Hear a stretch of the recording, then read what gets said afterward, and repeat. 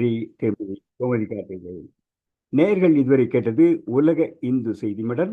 லண்டனிலிருந்து திருமதி வைஷ்ணவி ஆனந்தும், சென்னையிலிருந்து திருமதி கோமதி கார்த்திகேயனும் வழங்கினார்கள். நேர்கள் கேட்டுக்கொண்டிருப்பது ஞானமயம் நிகழ்ச்சி. எங்களுடைய நிகழ்ச்சி ஞாயிறு தோறும் வருகிறது. இன்று அடுத்தாற்போல் நாம் ஆலயம் அறிவோம் தொடரில் திருப்புறம்பயம் தலம் பற்றி கேட்க இருக்கிறோம். அதைத் தொடர்ந்து சென்னையிலிருந்து பேராசிரியர் சூரியநாராயணன் வழங்கும் பிரார்த்தனையின் மகத்தான சக்தி பற்றி கேட்க இருக்கிறோம். அதைத் தொடர்ந்து இன்றைய சிறப்பு நிகழ்ச்சி வருகிறது. திருமதி விஜயலட்சுமி சிவசுப்ரமணியம் அவர்கள் சென்னையிலிருந்து நமக்கு திருக்குறள் பற்றி பேருரை ஆற்ற இருக்கிறார். முதலில் நாம் ஆலயம் அறிவோம் கேட்போம். இதோ பிரகநாயகி சத்யநாராயணன் பெங்களூரிலிருந்து பேசுகிறார்.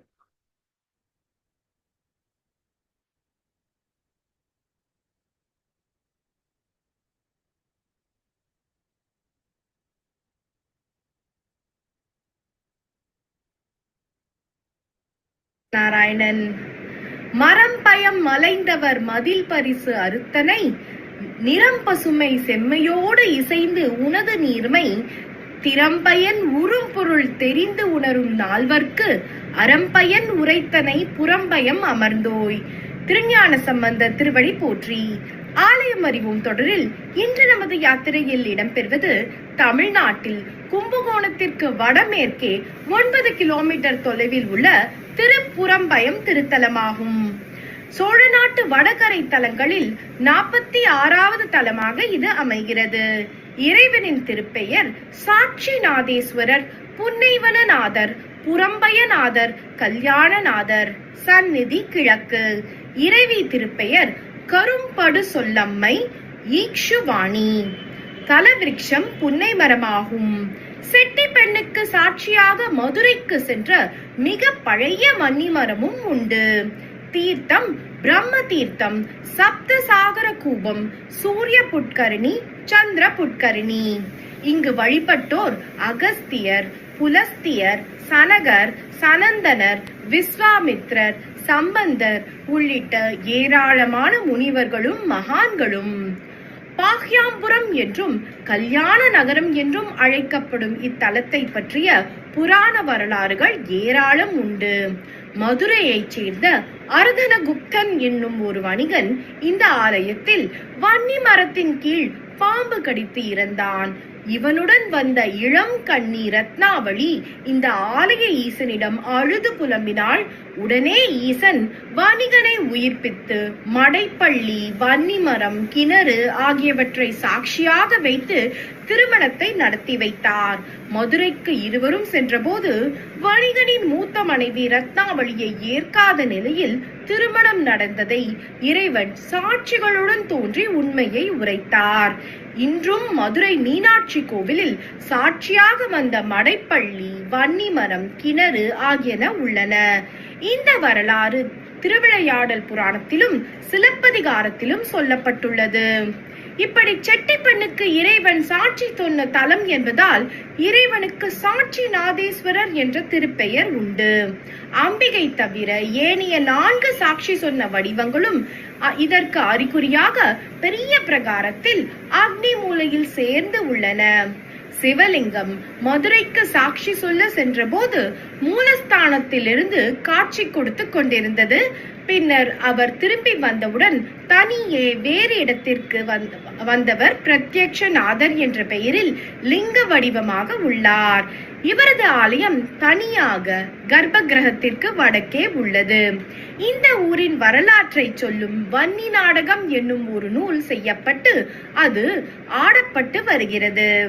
இந்த தலத்தில் சனகாதி முனிவர்களுக்கு சிவபிரான் தட்சிணாமூர்த்தி வடிவமாக எழுந்தருளி ஞானோபதேசம் செய்தார். இந்த மூர்த்தி பெரிய கோபுரத்திற்கு வெளியே சந்நிதிக்கும் வடக்கே இடதுபுறத்தில் தனியாக உள்ளது. இதையே மாணிக்க வாசகர் புறம்பயந்தனில் அறம்பல அருளியும் என குறிப்பிட்டுள்ளார். இங்குள்ள பிள்ளையார் பிரளயங்காத்த பிள்ளையார் என்று அழைக்கப்படுகிறார். இவர் உருவம் நத்தாங்கூடு, கிழிஞ்சல், மணல் ஆகியவற்றால் ஆக்கப்பட்டது. ஒரு காலத்தில் கடல் வெள்ளம் தோன்றி இந்த நகரை அழிக்க இருந்த தருணத்தில் கடல் வெள்ளத்தில் அப்போதிலிருந்து நத்தாங்கூடு முதலியவற்றை விநாயகராக பிடித்து வைத்து கடல் வெள்ளம் நகரை அழிக்காதவாறு காப்பாயாக என்று சிவபிரான் நியமிக்க அப்படியே பிள்ளையார் செய்து நகரை காத்ததால் அவர் இந்த பெயரை பெற்றார். மகா மண்டபத்தில் வலப்புறத்தில் கிழக்கு நோக்கி இந்த பிள்ளையார் எழுந்தருளியுள்ளார். விநாயக சதுர்த்தி தோறும் 100 சேருக்கு குறையாமல் தேன் அபிஷேகம் இவருக்கு செய்யப்படுகிறது. எல்லாமே திருமேனியில் உறிஞ்சப்பட்டு வற்றிவிடும். தீர்த்தங்கள் சப்த சாகர கூபம் என்னும் தீர்த்தம் 7 கடல்களும் பொங்கி எழுந்து உலகத்தை அழிக்க வந்தபோது அவற்றை அடங்கச் செய்தமையால் இந்த பெயரை பெற்றது. பெரிய கோபுரத்திற்கு இடப்புறத்தில் நந்தவனத்துக்குள் பிரம்ம தீர்த்தத்தின் தென்கரையில் இது உள்ளது. அமாவாசை என்று இதில் ஸ்நானம் செய்வது விசேஷமாக கருதப்படுகிறது. சூரிய புட்கரணி இந்த தலத்திற்கு ஈசானத்தில் குள வடிவில் இது உள்ளது. சந்திர புட்கரணி மேற்கு வடக்கு மதிலின் புறத்தே ஓடை வடிவில் இது உள்ளது. சித்ரா பௌர்ணமி தோறும் இங்கு ஸ்நானம் செய்வது விசேஷமாக கருதப்படுகிறது. பிரம்ம தீர்த்தம் பெரிய கோபுரத்தின் இடப்புறத்தில் குள வடிவில் இது உள்ளது. கொடிமரம் பலியிடம் நந்தியை கடந்து சென்றால் உள்ளே மூலவர் சந்நிதிக்கு இடப்புறமாக குகாம்பிகை சந்நிதியும் அடுத்து கரும்படு சொல்லியம்மை சந்நிதியும் உள்ளன. இந்த தலத்தில்தான் துரோணாச்சாரியார் உபாசித்து அஸ்வத்தாமனை பெற்றார். இமவான் வழிபட்டு மைனாகத்தை பெற்றார். இந்த ஊரை பற்றி ஏராளமான புலவர்கள் எழுதியுள்ள நூல்கள் உள்ளன. இத்திருத்தலத்தில் திருஞான சம்பந்தர், திருநாவுக்கரசர், சுந்தரர் ஆகியோர் ஒவ்வொரு பதிகம் பாடி அருளியுள்ளார். இந்த ஊரிலிருந்து 1 மைல் தூரத்தில் உள்ள இன்னொரு தலம் பொன்பற்றி என்ற பெயரை பெற்ற தலமாகும். இங்குதான் சுந்தரமூர்த்தி நாயனார் பொன் பெற்றார். சுக்ரீவனும் விஸ்வாமித்திரரும் வழிபட்ட தலம் இதுவே. காலம் காலமாக ஆயிரக்கணக்கான பக்தர்களுக்கு அருள் பாலித்து வரும் சாட்சிநாதேஸ்வரரும் கரும்படு சொல்லியம்மையும் அனைவருக்கும் சர்வ மங்களத்தை தர ஞானமயம் சார்பில் பிரார்த்திக்கின்றோம். நன்றி, வணக்கம்.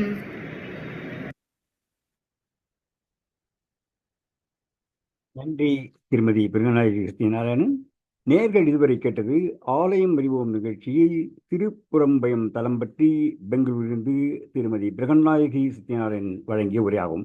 நேர்களே, அடுத்தபடியாக நாம் ஒரு 7 நிமிடத்திற்கு பிரார்த்தனையின் மகத்தான சக்தி பற்றி பேராசிரியர் சூரியநாராயணன் வழங்கும் உரையை கேட்கிறோம். அதைத் தொடர்ந்து இன்றைய சிறப்பு நிகழ்ச்சி இடம்பெறுகிறது.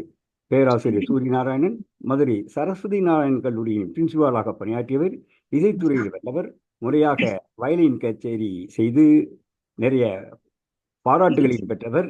இப்பொழுது பிரார்த்தனையின் மகத்தான சக்தி பற்றி நமக்கு 7 நிமிட உரையை வழங்குகிறார்.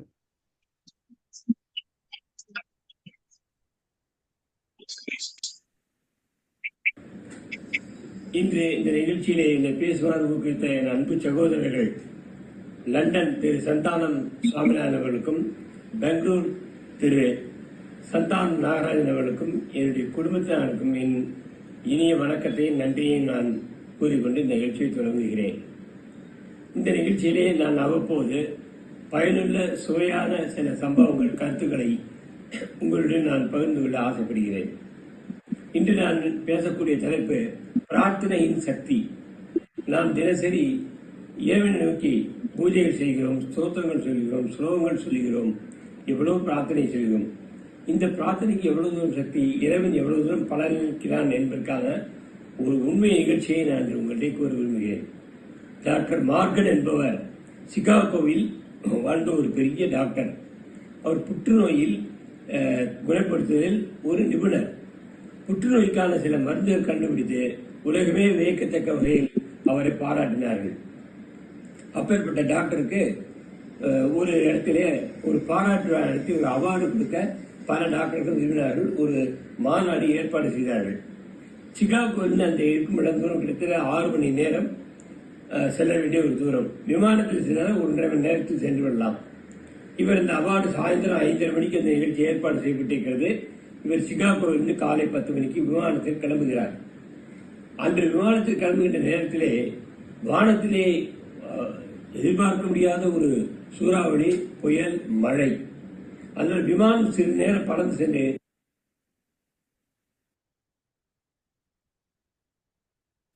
திரும்பி அதே இடத்துக்கு வந்துவிட்டது.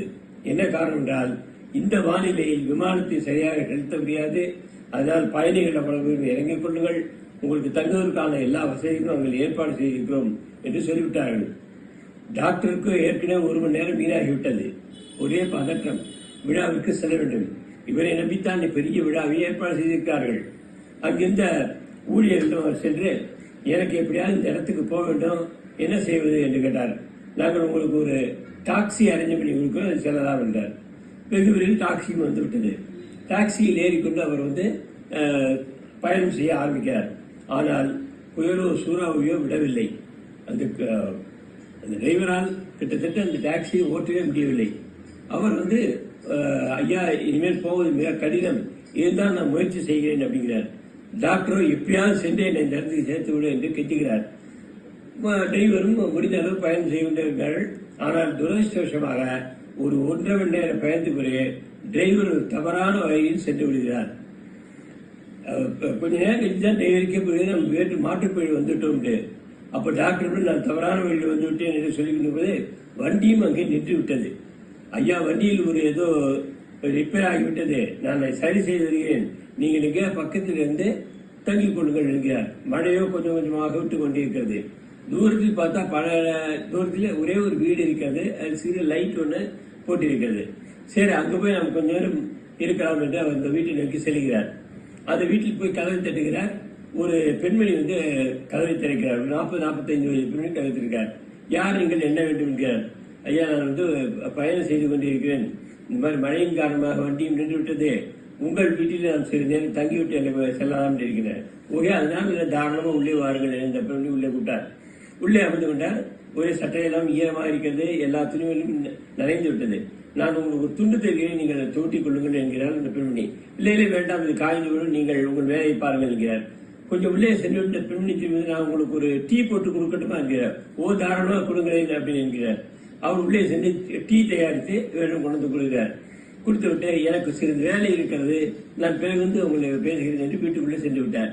என்ன வேலை அப்படின்னு கேட்கிறார். நான் பிரார்த்தனை செய்ய வேண்டிய நேரம், அதனால் நான் பிரார்த்தனை செய்ய போகிறார். தாராளம் செய்யுங்கள் என்று டாக்டர் அமைந்திருக்கார்.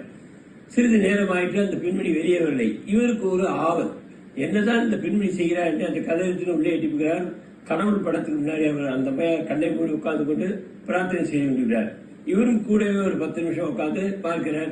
கண்ணை திறந்து பார்க்கிறார். வலது பக்கத்திலே ஒரு சிறுவன், ஒரு கட்டிலே ஒரு 16 வயது சிறுவன் படுத்திருக்கிறான். இவருக்கு ஒண்ணுமே புரியவில்லை. அந்த பிரார்த்தனை வழிந்து ஒரு 1/2 மணி நேரம் பெருமை எழுதியிருக்கிறார். இந்த சிறுவன் யார் என்று கேட்கிறார்.